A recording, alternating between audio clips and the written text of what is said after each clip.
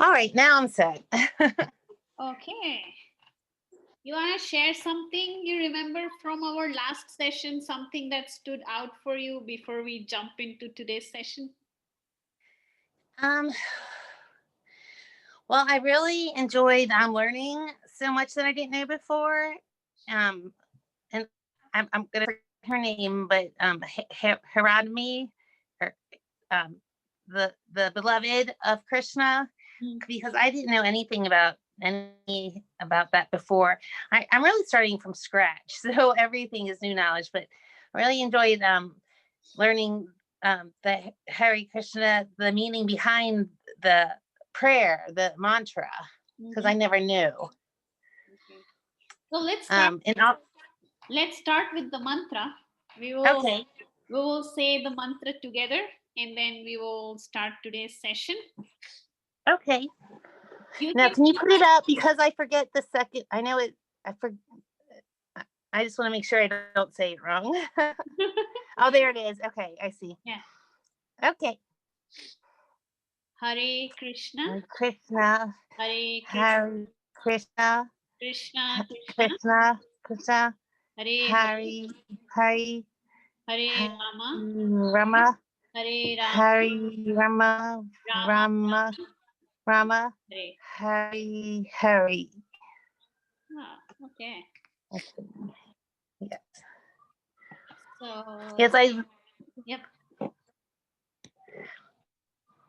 You're saying something? I was just going to say the friend that I have, he's a Facebook friend, but I've been talking to him for quite some time, because he is, some people from the studio that I teach at, and I was telling him everything that I learned from you last week, and he was just helping me learn more, because he knows this, he's Hindu and Hindi, and it's just really neat that I'm having these opportunities to learn. That's all. Krishna is bringing more resources to you as you are interested. Yes. Okay. Okay. So last week what we learned or what we read was that Bhagavad Gita is coming to us in disciplic succession. So there is a lineage, and that helps us to put our trust and faith that this is authentic and this is coming from Krishna, although it's 5,000 years back that Krishna spoke. We are still getting the same teachings that Krishna spoke, because there is a lineage and the teachings have been carefully passed from one person to another in the lineage. So was the first person that okay, Krishna was not a man, was not human, correct? Krishna incarnated. Krishna is God. Okay. But when he comes in this world, he's very kind. So he comes in this world to give his teachings to the individual souls, to help them get back home from where he came. So yeah, Krishna is the first one. So he was the very first who spoke, and then there is a whole lineage. Right. When we did that last week. Connecting to Srila Prabhupada. So this is the commentator of the Bhagavad Gita we are reading. So this is how he is connected to the lineage. Okay, now I understand. I didn't know that before. Okay, so let's go back up. Were you able to access this online copy on your own later? I sent you a link. Yes. Yeah. Well, yes, I saw there was a bunch of different ones that you had sent, and I actually spent one night in bed reading one that was about the birth of Krishna. Okay. So I skipped ahead, or I skipped back, I guess. Yes, but I do have access to them. Thank you. Okay. So we will do the same pattern we did last time. We will go paragraph by paragraph. Let's take turns to read one paragraph, take a pause, and then try to summarize what we understand from that paragraph and then move ahead. If the paragraph's longer and we want to break into two parts or a couple of sentences, that's fine. How much ever we can grasp, we can just read and then summarize and then keep doing like that. Okay. Sounds like a plan. Yes. Yes. Do you want to go ahead and start? Yeah, sure. Okay. Bhagavad Gita is also known as Gitopanishad. It is the essence of Vedic knowledge and one of the most important Upanishads in Vedic literature. Of course, there are many commentaries in English on the Bhagavad Gita, and one may question the necessity for another one. This present edition can be explained in the following way.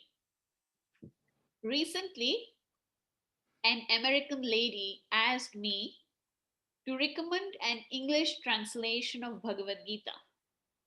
Of course, in America, there are so many editions of Bhagavad Gita available in English.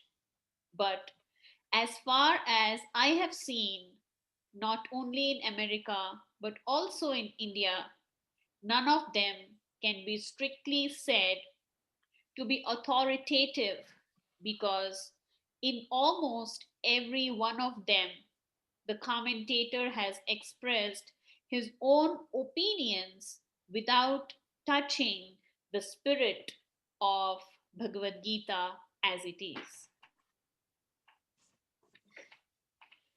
Yes, that makes sense. So, this is Prabhupada writing, and he is narrating his own experience or a conversation with an American lady who asked him to suggest English translation of Bhagavad Gita that she can read. And at that time, Prabhupada had not written this Bhagavad Gita as it is, and he was not very sure which one he should recommend her to because he didn't feel the versions available in the market were authoritative because he couldn't connect it via a lineage back to Krishna. Okay. So people understand in a specific way and then they add their own understandings into the commentary, which may not be what Krishna actually spoke. Okay, that makes sense. So, Prabhupada, the very first paragraph, he is explaining the need for this Bhagavad Gita that he is writing. Okay. Okay. You want to comment on this or read further, whatever you like? No, I'm glad that that was mentioned because my friend that I mentioned to you had told me there's so many different commentaries out there on it. And he had asked which one we were doing. And it makes sense. Now I know why he asked that. And my interpretation is that this is authentic because of who the author is in the lineage.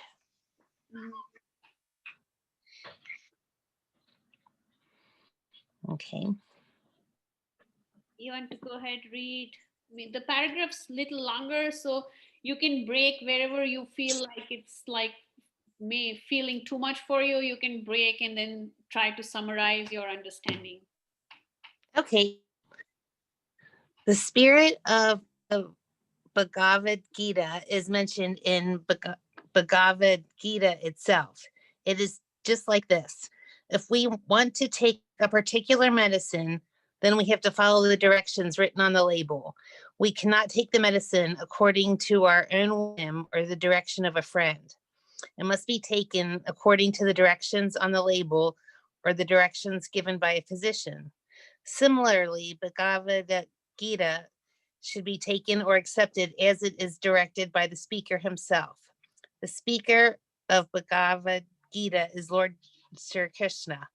He is mentioned on every page of Bhagavad Gita as the Supreme Personality of Godhead. Of course, the word Bhagavan sometimes refers to any powerful person or any powerful demigod. And certainly here, Bhagavan designates Lord Sri Krishna as a great personality.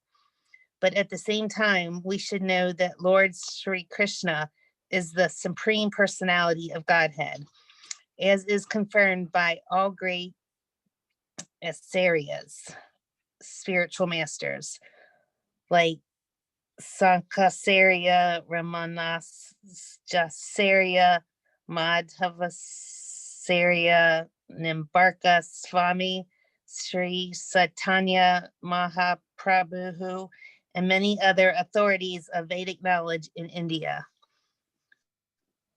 The Lord himself also establishes himself as the Supreme Personality of Godhead in the Bhagavad Gita, and he is accepted as such in the Brahma Samhita and all the Puranas, especially the Srimad Bhagavatam, known as the Bhagavata Purana, Krishna's to Bhagavan Swayam. Therefore, we should take Bhagavad Gita as it is directed by the personality of Godhead himself. And then I'll let you continue from there, or unless we want to discuss first. Okay.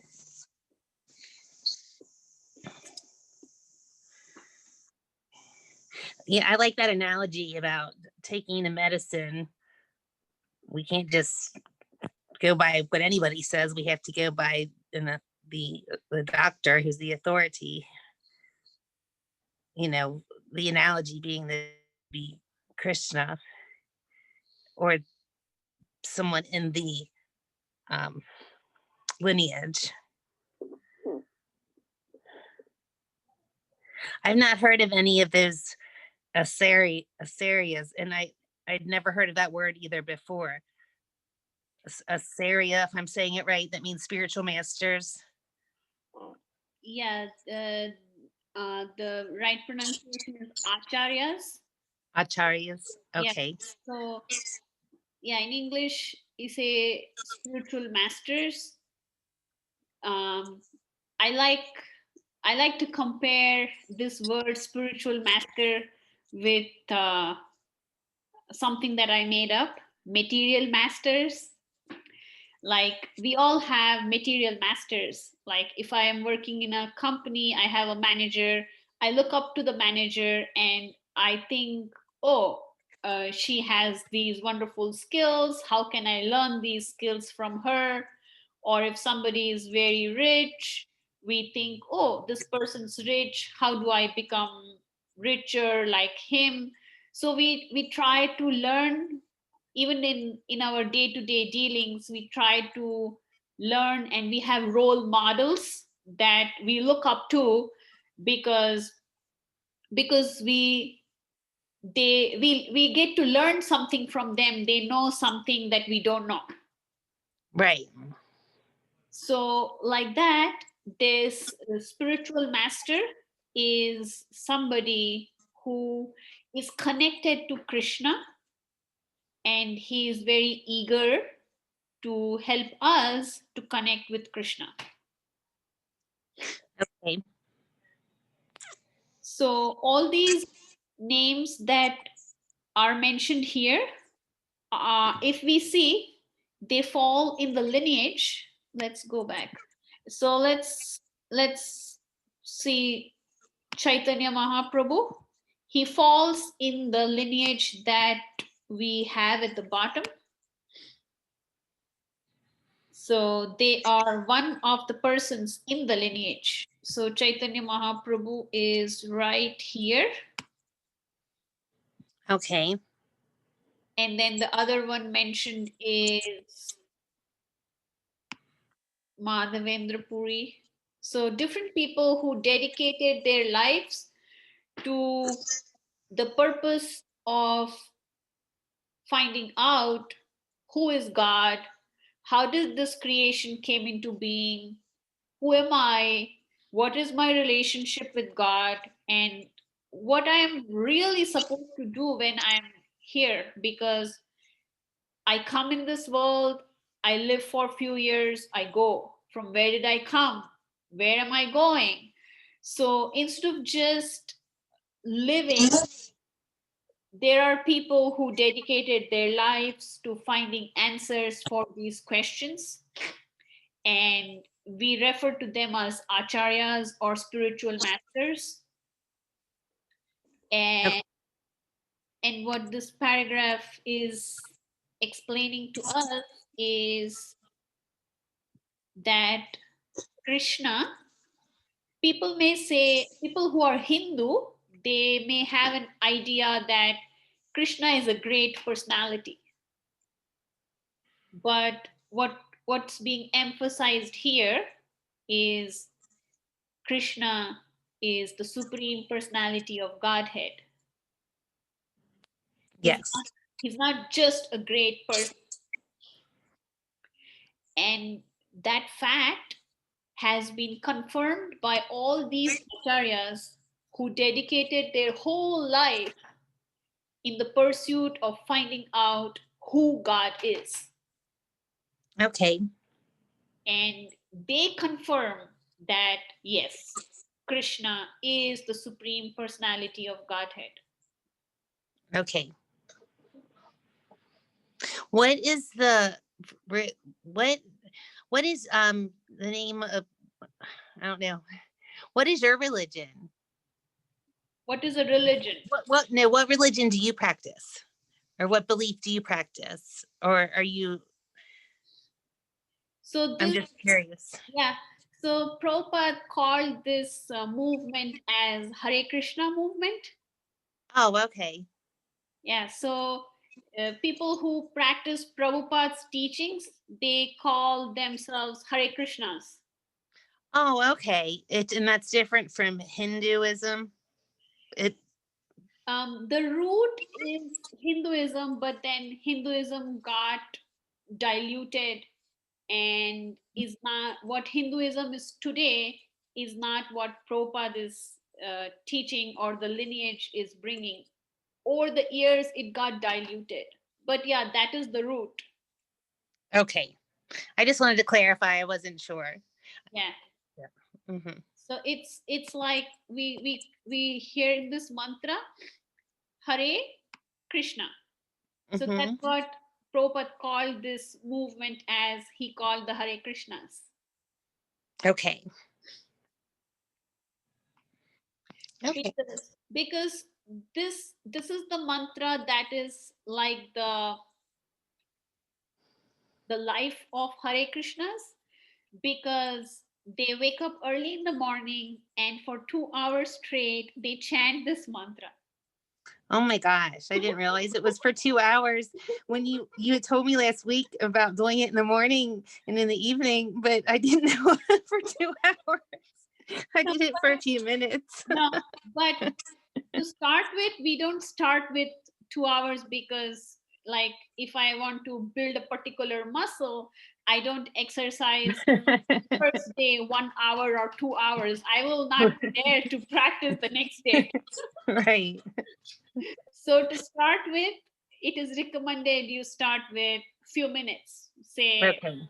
5 minutes or 10 minutes. Is there a melody to it? Because I looked it up on YouTube and was listening to it. Are there different melodies, or is it There are two different ways of doing it. One is like singing, which has mm-hmm. melody. So that's one part. And then the second is they call meditation. So Okay. in that you just chant the mantra and try to listen the mantra. There is no melody in it. Okay. It's like a mantra meditation. So you keep going over and over and over it, and you just try to listen what you are saying. Okay. Yes, I'm familiar with doing mantras like that. Some of them, some that I've learned through my yoga learning. Sometimes I sing them. Sometimes I'll just say them. Hmm. Yes, Yeah. like Ganesh and Omasate, Omasat. Yeah. I'm getting all nervous talking to you. I'm losing my words. The Gayatri mantra. Uh-huh. Yeah. So yes, I know what you mean. Okay, so should we read a little bit further? Yes. Okay, so going forward, there are some verses here in Sanskrit, so let's see if we can read. In the fourth chapter of the Gita, chapter 4, text 1 through 3, the Lord says, Imam vivashvate yogam proktavan aham avyayam vivasvan manave praha manur ikshvake abravit एवं परंपरा प्राप्तम इमं राजऋषयो विदुः सकालेन महता योगनष्टा परन्तपा स एवायं मया ते अध्यायोगप्रोक्ता पुरातनः भक्तो असि मे सखा चेति रहस्यं हि एतत् उत्तमम्. Okay, you want to do the next paragraph? All this will be explained, so I don't want to jump into the meaning because Prabhupada will explain this, why he's quoting this here. Okay. Here, the Lord informs Arjuna that this system of yoga, the Bhagavad Gita, I cannot get that word out of my mouth right. That's For 2 years, I've not been able to get Bhagavad Gita. Is that right? yeah, you're saying it just Bhagavad Gita. yeah. Okay. Bhagavad Gita was first spoken to the sun god, and the sun god explained it to Manu, and Manu explained it to Ixvaku. And in that way, by disciplic succession, one speaker after another, this yoga system has been coming down. But in the course of time, it has become lost. Consequently, the Lord has to speak it again, this time to Arjuna on the battlefield of Kurukshetra. So who was Manu? And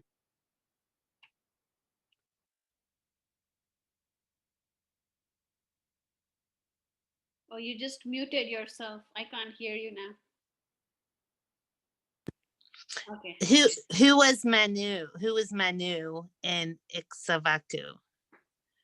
So, for the purpose of creation, Manu is like the presiding deity of the whole universe.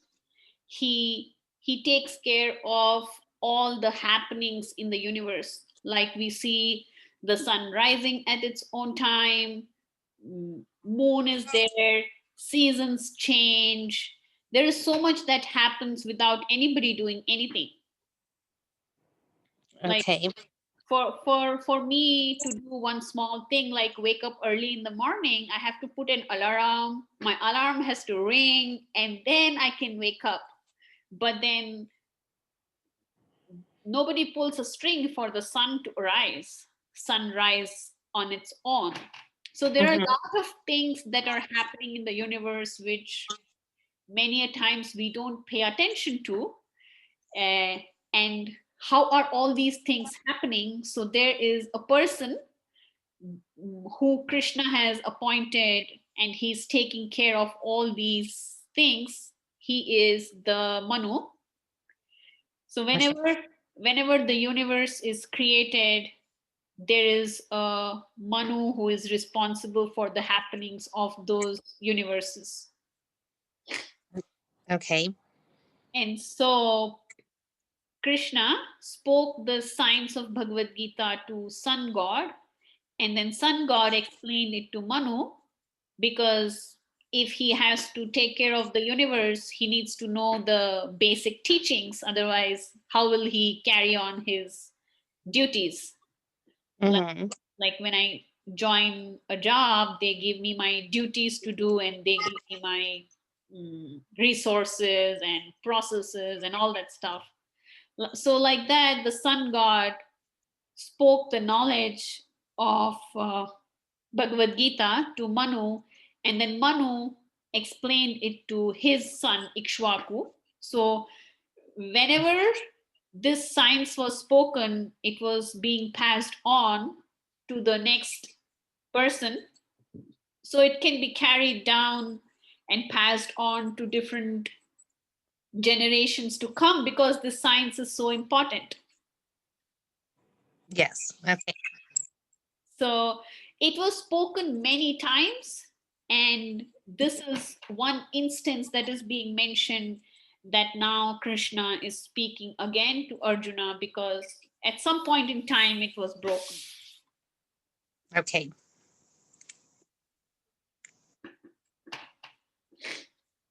And this is basically where with my did I tell you or not that I'm in, yeah, that I'm doing the Gita during the week with my yoga people? I think I told you. Yeah. But yeah, and like right next is right where we started. Like I didn't get any of this background information whatsoever. We just started right here with the battle. Okay. So yeah. Yeah. So you have something extra, huh? Okay. So do we want to read further, or just like call it a day? Because I don't want to like overwhelm people. I'd like to go a little bit farther if we could. Okay, sure. You want to go ahead, read little? Sure. I don't want to keep you longer either. If you have something that you need to do. No, we can go on for another 5 minutes. That's fine. Okay. Okay. He tells Arjuna that he is relating this supreme secret to him because Arjuna is his devotee and his friend. The purport of this is that Bhagavad Gita is a treatise which is especially meant for the devotee of the Lord. There are three classes of transcendentalists, namely the Jnani, the Yogi, and the Bhakta, or the impersonalist, the meditator, and the devotee. Here, the Lord clearly tells Arjuna that he is making him the first receiver of a new parampara, disciplic succession, because the old succession was broken. It was the Lord's wish, therefore, to establish another parampara in the same line of thought that was coming down from the sun god to others. And it was his wish that his teaching be distributed anew by Arjuna. He wanted Arjuna to become the authority in understanding the Bhagavad Gita, so that we see that Bhagavad Gita is instructed to Arjuna, especially because Arjuna was a devotee of the Lord, a direct student of Krishna, and his intimate friend. Therefore, Bhagavad Gita is best understood by a person who has qualities similar to Arjuna's. That is to say, he must be a devotee in a direct relationship with the Lord. As soon as one becomes a devotee of the Lord, he also has a direct relationship with the Lord. That is a very elaborate subject matter, but briefly, it can be stated that a devotee is in relationship with the Supreme Personality of Godhead in one of 5 different ways.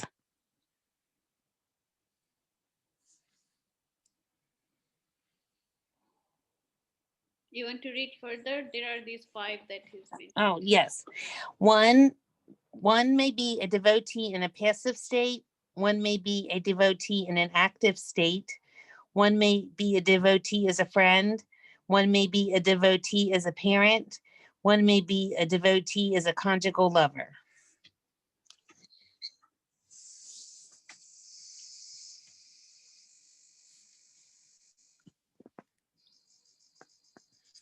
So Arjuna was as a friend. Hmm. Okay. Arjuna was actually a cousin of Krishna. If you see the history, Oh, okay. Krishna, Krishna's Krishna's father and Arjuna's mother, they were brother and sister. Oh, okay. So they were like cousins. Okay. I didn't know that. And they were good friends. And Arjuna was very fond of Krishna. And so Krishna chose Arjuna to speak this Bhagavad Gita. Arjuna had four other brothers, but Krishna chose Arjuna to speak the Bhagavad Gita. Okay. So it is being said that Arjuna's mood was to serve Krishna, and he was a friend of Krishna. So if I have something very confidential, say my passwords, my bank accounts, and all that stuff, my family will know. Somebody who's very dear to me, I may reveal to that person, but Mhm. I will not go tell it to anybody on the street. Right. So, similarly, because this science is very confidential, Krishna is speaking to Arjuna because Arjuna will understand it and pass it on. He will not misuse it. So, Right. Krishna chose Arjuna because he was dear to him and he trusted him. yeah. So, so it is being recommended that we should have such a disposition to Krishna, that be a be a devotee and friend of Krishna. So, like when we will see as we read further, Arjuna asks Krishna several questions. So this book is actually, if we want to call it, it's like a question answer session between Krishna and Arjuna. So Krishna is explaining, and Arjuna is saying, "Hey, how come this? How come that? I don't understand this. I don't understand that." And then Krishna, very kindly, he keeps explaining. So if you see a similar question, Arjuna asks almost 5 times in the Bhagavad Gita, chapter over chapter, chapter over chapter. He doesn't understand what Krishna is saying. So he keeps asking over and over and over. And at the end of Bhagavad Gita, Krishna asks Arjuna, "Have you understood what I have told? If not, I am ready to speak all over again." Aw.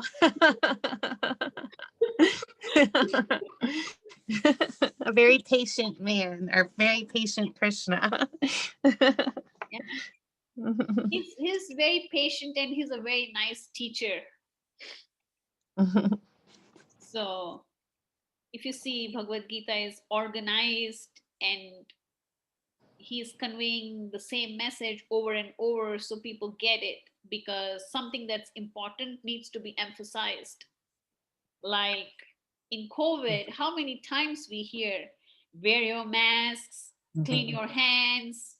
I should have heard it more than 1 lakh times now, over and over and over, because it's very important. And Yes. so it's being spoken over and over and over like that. These messages, which are spiritual in nature, are very important. So Krishna doesn't mind speaking them over and over, and he's happy to answer the questions.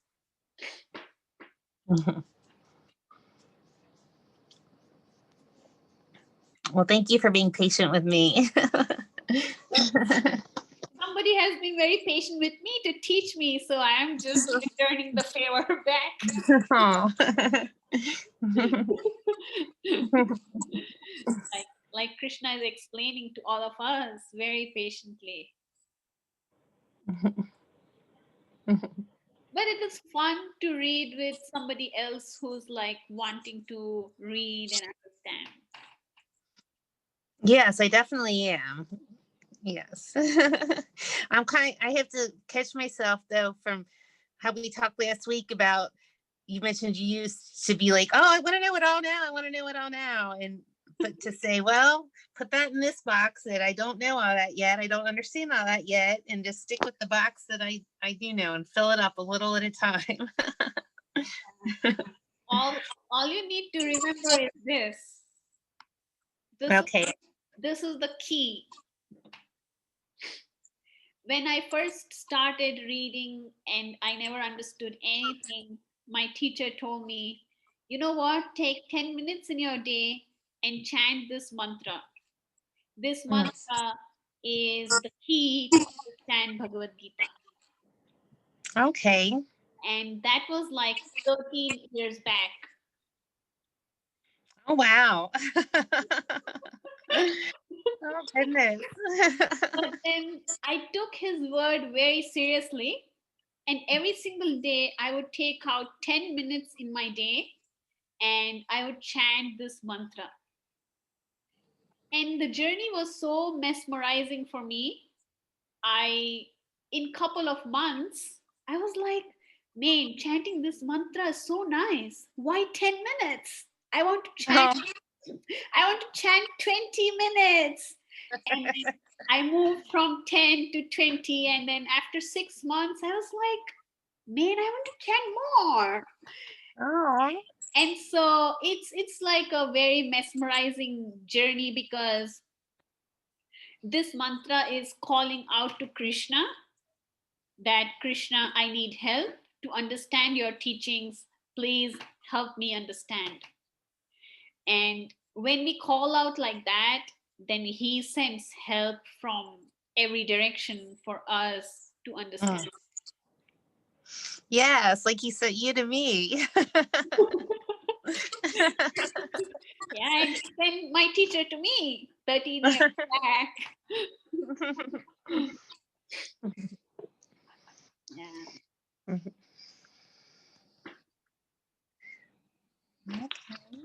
Okay, so you can take 10 minutes in your day and chant this mantra and Yes. see where we go from there. Yes. Yes. I'll report back to you next week. I'm just passing on in lineage what I have received. Well, I appreciate it. One day maybe I'll be able to pass on. Yeah, sure. That's all we can do. Okay, so are you good with this time then for next week? Yeah, Keep the same time? Okay. I've set this time aside just to read. Okay, me too. Okay, take care. We will meet again next week. Until then, stay safe. Hare Krishna. Yes, Hare Krishna. Good night. Good night.